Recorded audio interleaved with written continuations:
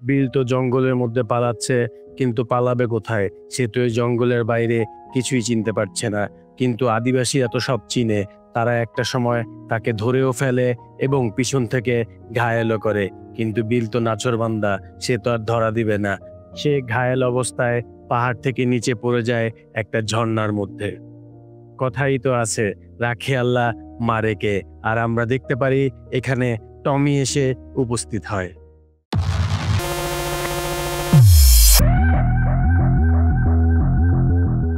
কারণ মনে আছে সে যে সবুজ পাথর খুঁজতে বেরিয়েছিল? বিল তো টমিকে দেখে চিনে ফেলে যে এটাই তার হারিয়ে যাওয়া সন্তান। সেই একই মুখ, একই রকম চোখ। টমিকে দেখেও আমরা বুঝতে পারি যে সেও তার বাবাকে চিনতে পেরেছে। বিল তো টমিকে দেখে অতীতের অনেক কথাই মনে পড়ে যায়, আর সে একটু আবেগপ্রবণ হয়ে যায়। কিন্তু সে একেবারেই ভুলে যায় যে তার পিছনে জঙ্গলের জঙ্গলিরা লেগে আছে। ঠিক তখনই আমরা দেখতে পারি একটি তীর এসে বিলের হাতে ঢুকে। টমি কোনো মতে তার বাবাকে সেই জঙ্গলের আদিবাসীদের হাত থেকে বাঁচিয়ে একটি নিরাপদ জায়গায় এসে পৌঁছায়। বিল তখন টমিকে জিজ্ঞেস করে, টমি, তুমি কি আমাকে চিনতে পারছো? আমি তোমার সেই হারিয়ে যাওয়া বাবা, আর তোমার মা হচ্ছে জিন। আমরা তোমাকে কত জায়গায় না খুঁজেছি। টমি তখন বলে, না, আমি কি তোমাদের ভুলতে পারি? কিন্তু আমাকে এখন আর কেউ টমি বলে ডাকে না। আমার নাম হচ্ছে টমে। আমি মাঝে মাঝে এখনো তোমাদের স্বপ্নে দেখতে পাই, আর এখন তুমি আমার সামনে দাঁড়িয়ে আছো। এরপরে টমি বিলকে নিয়ে সাথে সাথে তাদের আস্তানায় চলে যায়, কারণ বিলের এখন চিকিৎসা দরকার। অনেক চেষ্টার পর ওয়েন্দি বিলকে সুস্থ করে তুলে। বিলের যখন জ্ঞান ফিরে আসে, তখন বিল ওয়েন্দিকে জিজ্ঞেস করে, কেন তুমি সেদিন আমার ছোট্ট ছেলেটিকে চুরি করে নিয়ে এসেছিলে? ওয়েন্ডি তখন নরম সুরে বলে, সত্যি এই প্রশ্নের উত্তর আমার জানা নেই। কেন জানি আমার এই বাচ্চাটিকে দেখে সেদিন মনে হয়েছিল তোমাদের ওই ব্যস্ততম শহর থেকে এই বাচ্চাটিকে মুক্ত করা দরকার। তাই আমি নিজের অজান্তেই আমার সাথে করে ওকে নিয়ে এসেছিলাম। কারণ শহরের মানুষেরা অনেক খারাপ। তারা পৃথিবীর যত গাছপালা সব কেটে ফেলে আর নিজেদের আবাসন তৈরি করে। এই জন্যই আমি শহরের মানুষদের অনেক ঘৃণা করি। তাই হয়তোবা সেদিন রাগের মাথায় আমি তোমার ছেলেকে সাথে করে নিয়ে এসেছিলাম। এরপরে বিল টমিকে অনেকভাবে বোঝানোর চেষ্টা করে যে তুমি আমার সাথে চলো, তোমার মা তোমার জন্য অপেক্ষা করছে। কিন্তু টমি কোনোভাবেই রাজি হয় না। সে বলে, বাবা, এই জঙ্গলই হচ্ছে এখন আমার বাড়ি, আর এই আদিবাসীরাই হচ্ছে এখন আমার সবচেয়ে কাছের মানুষজন। এদেরকে ছেড়ে যাওয়া আমার পক্ষে অসম্ভব। কোনো জিনিস না পাওয়ার বেদনা এক, আর কোনো জিনিস পেয়েও হারিয়ে যাওয়ার বেদনা আরেক রকম। এই কথা শুনে বিল অনেকটাই ভেঙে পড়ে। সে তো তার ছেলেকে খুঁজে পাওয়ার আশা প্রায় ছেড়েই দিয়েছিল, আর এখন খুঁজে পাওয়ার পরেও তার ছেলেকে সাথে করে নিয়ে যেতে পারছে না। তার ছেলে টমি আর আগের মতো নেই, সবকিছু পাল্টে গিয়েছে। এর পরের সিনে আমরা দেখতে পারি টমি আর কাচেরি নামের সেই মেয়েটার সাথে তাদের বিয়ে হয়। বিয়ের অনুষ্ঠানের পরে বিল এই জনগোষ্ঠীকে জানায় যে এখন আমি আমার বাড়ি ফিরে যেতে চাই। বিলের ইচ্ছে মতে ওয়েন্দি, টমি এবং আরও কিছু সদস্যরা মিলে বিলকে শহরের অনেকটা কাছাকাছি এসে ছেড়ে দিয়ে যায়। কিন্তু ফেরার পথে তাদের ডেরার দিকে দাউ দাউ করে কালো ধোঁয়া উঠতে দেখে টমি। তাড়াতাড়ি করে ফিরে এসে দেখে তাদের ডেরায় কোনো রকমের কোনো পুরুষ লোক নেই। বয়স্ক মহিলাদের গুলি করে যুবতী মেয়েদের সবাইকে ধরে নিয়ে গেছে কেউ বা কারা।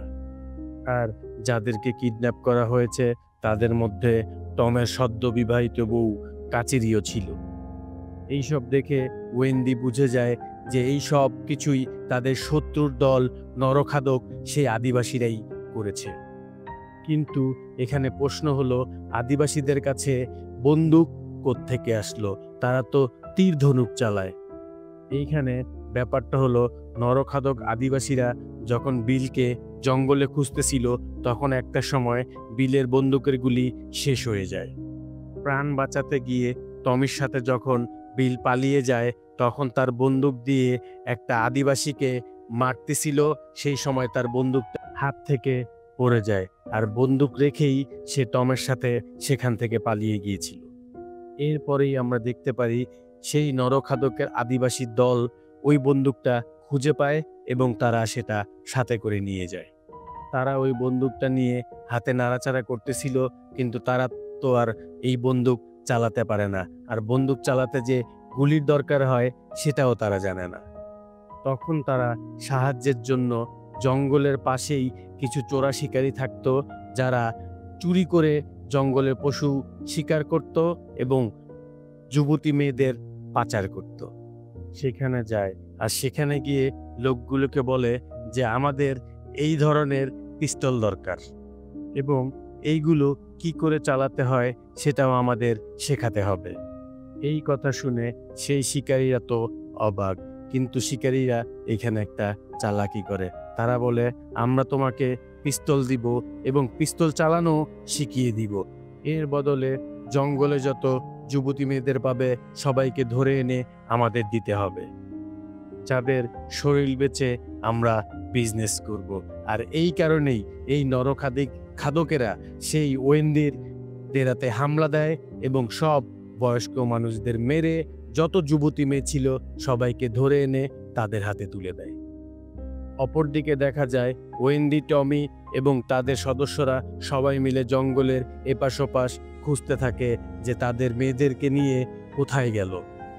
খুঁজতে খুঁজতে একটা সময় সেই নরখাদক আদিবাসীদের দলকে তারা পেয়েও যায়।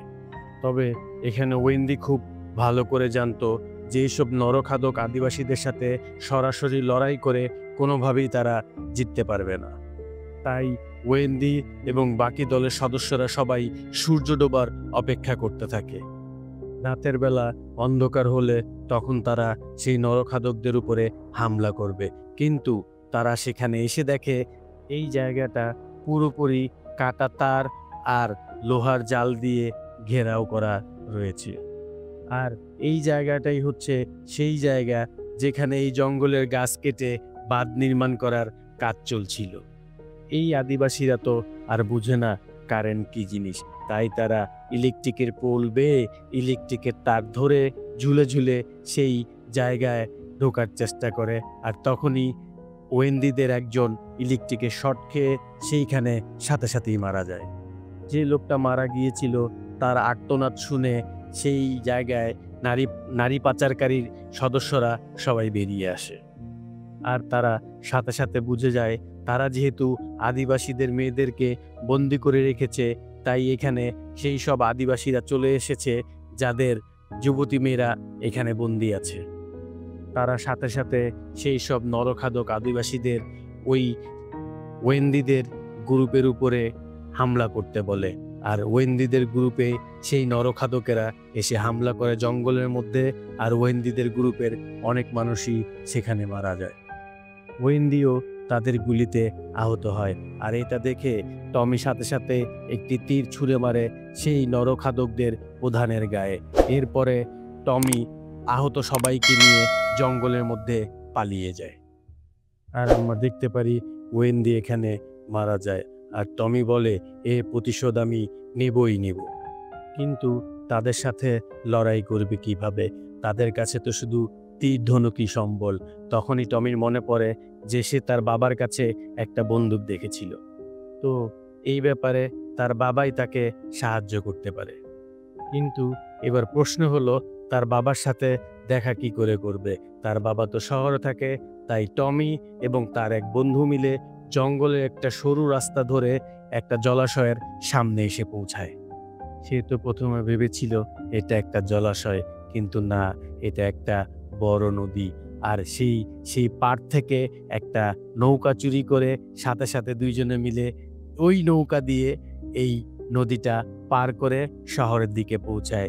শহরের দিকে তো পৌঁছেছে, কিন্তু তারা ভুল একটা জায়গায় পৌঁছে গেছে। এই বস্তিতে শুধুমাত্র মাতালরাই থাকে, আর তারা শুধু মারামারি করে। সেইখানে কিছু মাতাল তাদের পিছনে পড়ে যায়, আর আমরা দেখতে পারি কার্লোস নামের এক লোক তাদেরকে সেখান থেকে বাঁচিয়ে তাদের রুমে নিয়ে যায়। কার্লোস এখানে জানায় তারা বহু বছর আগে কোনো এক আদিবাসী দলের সাথে যুক্ত ছিল। তারা বাদুড়ের মতো রাতের অন্ধকারে দেখতে পেত, আর এটাই ছিল তাদের বিশেষ ক্ষমতা।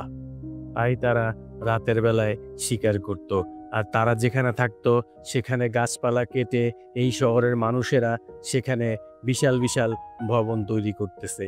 তাই তারা সেই জঙ্গল ছেড়ে এসে এইখানেই বসবাস করা শুরু করে।